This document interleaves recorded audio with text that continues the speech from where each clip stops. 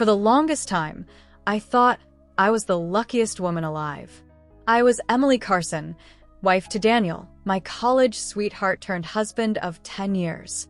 We had the life most people dream about, a cozy home in the suburbs, weekend getaways, and late-night kitchen dances when our favorite songs came on. He was charming, well-dressed, and always knew how to make me laugh, until he didn't.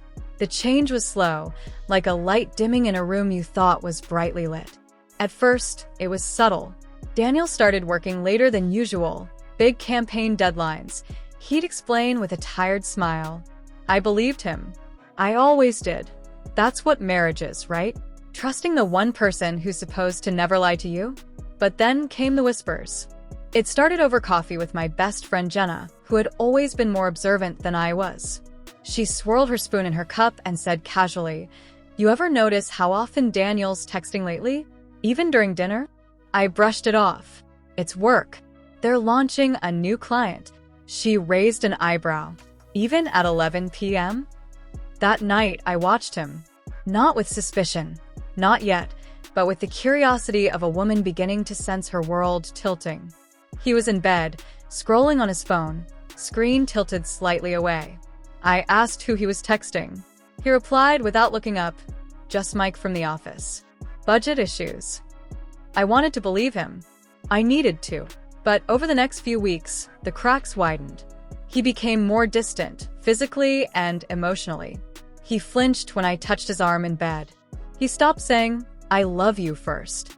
His eyes, once warm, now looked through me like I was a painting he'd grown bored of. One afternoon, while he was at work, I was organizing our closet, a task I did when stress began to claw at my chest. I found an unfamiliar receipt tucked inside his jacket pocket. A hotel stay. 2 nights. Paid in cash. The name on the booking wasn't his, but I recognized the handwriting on the back. "See you there, Red Heart, A." I sat on the edge of the bed, my hands trembling. My mind screamed that it could be a misunderstanding, that there was some logical, innocent explanation. But my heart knew better. Still, I didn't confront him. Not yet. I wasn't ready to break my own heart completely.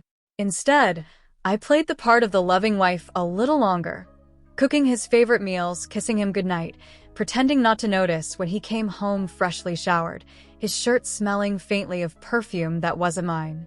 But pretending has a limit. One evening, as I folded laundry, his phone buzzed across the room. He was in the shower. I glanced at it. The screen lit up with a name I didn't recognize.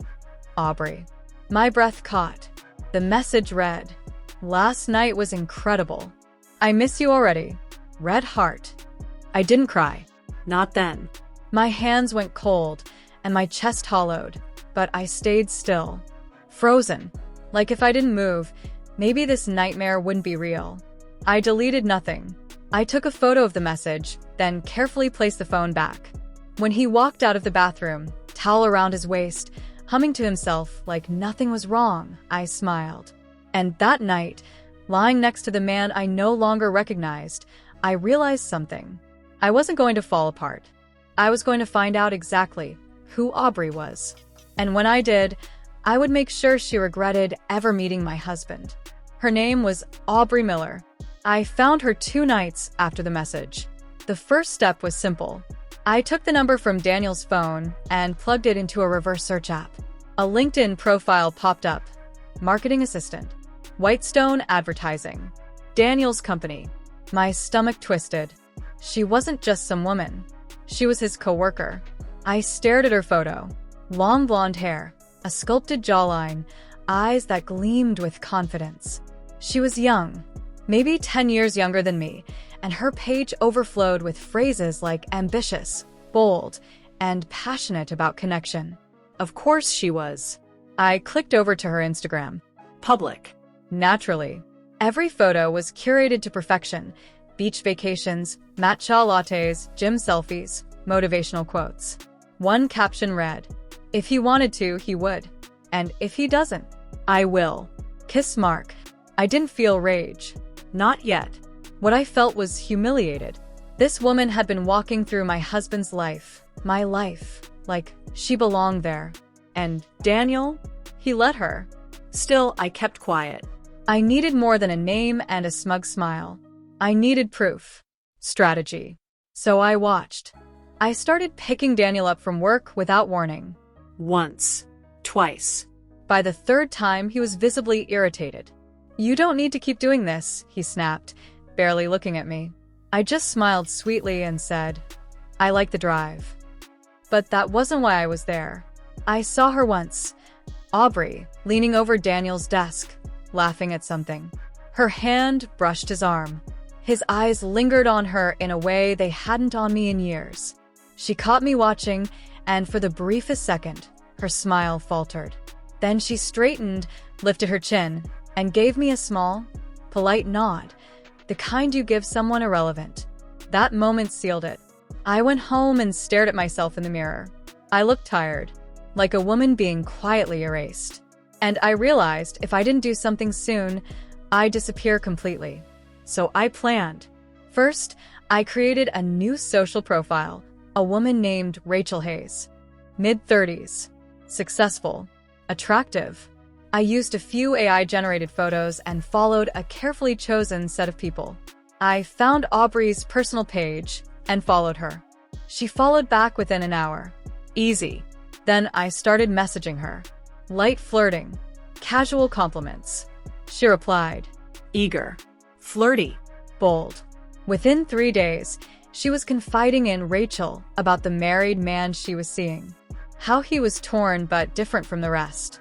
How his wife was cold, boring, probably never touched him. She didn't even know my name. But she knew how to insult me. "I think I could make him leave her," she wrote. "He just needs time. He's scared." Scared? No. Daniel wasn't scared. He was comfortable, living in a lie padded by my silence. A week later, Aubrey sent Rachel a picture. She was in a hotel room, lying on a white bed, lips pouted toward the camera. "He's in the shower winking face," the caption read. My fingers tightened around the phone. I felt heat rise through my chest, not fury, but clarity. This wasn't about saving a marriage anymore. That was already lost. This was about reclaiming myself from the wreckage, about reminding her and him that I was not weak. So I responded as Rachel. "You deserve better than someone who only meets you behind closed doors." She replied with a selfie, her smile smug. "Better? He says he might leave her soon." I believe him. I stared at that image for a long time. Her confidence. Her ignorance. She thought this was a game. She thought I didn't know. She thought I wouldn't fight back. She was wrong. Because the next message from Rachel was an invitation. "Let's meet. I want to hear more about this married man of yours in person." And just like that, the trap was set. The cafe was neutral ground, modern, tucked on a quiet corner, the kind of place where no one paid too much attention. I arrived early, chose a seat near the window, ordered tea I wouldn't drink. Across from me sat a plain folder. Inside, screenshots of texts, time-stamped photos, hotel receipts, a printed copy of her selfie. Evidence neatly arranged. Not for the world, just for her. 10 minutes later, Aubrey Miller walked in, heels clicking, confidence radiating. She scanned the room, then walked toward me, clearly expecting Rachel. But her step slowed as she drew near. Her lips parted, and I saw it the moment recognition dawned. "Emily," she said, blinking. What are you doing here?" I smiled. Calm. Centered. Powerful. "I believe you were expecting someone else." She hesitated. Her mouth opened again, then closed. Her posture shifted, slightly defensive now, like an animal sensing a trap. I gestured to the seat across from me. "Please, sit." She did, slowly. Her eyes flicked to the folder. "What is this?" she asked. "Truth," I replied. "Something you've had a hard time recognizing." She glanced around, like she expected someone to be filming. When she looked back at me, the smile was gone. "Is this some kind of drama?" "No, Aubrey," I said softly. "This is clarity. For both of us." I slid the folder toward her. She opened it. Her expression shifted from defiant to pale. She flipped through the pages with trembling fingers, pausing at her own messages, her own image in the mirror of that hotel room. You went through his phone? No, I said plainly. You left a trail. You were careless, arrogant. She swallowed hard. Look, I didn't mean to fall for a married man. I cut in. To sneak into my marriage like a shadow and pretend you were the light? Tell me, Aubrey, what did you mean to do? She sat back, arms crossed, defensive now. He told me things. Said your marriage was dead. That he was staying for convenience. I laughed, bitter, restrained. And you believed that? He said he loved me.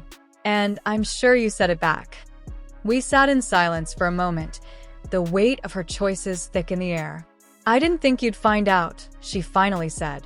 That sentence, that truth, landed heavier than any insult. She didn't think I mattered enough to notice. Well, I did, I said. And I could ruin you. Her eyes snapped to mine. This folder, I continued. It could go to HR, to your department, to every professional woman you network with, to your parents, your siblings. I know their names too. She sat straighter. You're threatening me? No, I said, folding my hands. I'm giving you a choice. Aubrey's brows furrowed. You're going to resign, I said. Quietly. Within the week. You'll say it's for personal growth. A new chapter. Whatever lies suits your brand. But you'll walk away from Daniel. From the office. From everything. And if I don't, I leaned forward, voice cool. Then I turn this folder into a fire you won't recover from. And I won't feel guilty for 1 second. She stared at me, speechless. Then something cracked in her expression, not fear. Recognition. That I wasn't weak. I wasn't the wife she thought would stay silent, tucked in the shadows of someone else's affair. I'll resign, she said finally. I nodded once. Smart girl. I stood up to leave. She remained seated, suddenly small in a cafe, too bright for secrets. As I reached the door, she called out, He won't stay with you, you know. I turned slowly, met her eyes with a calm I hadn't felt in months. I don't want him.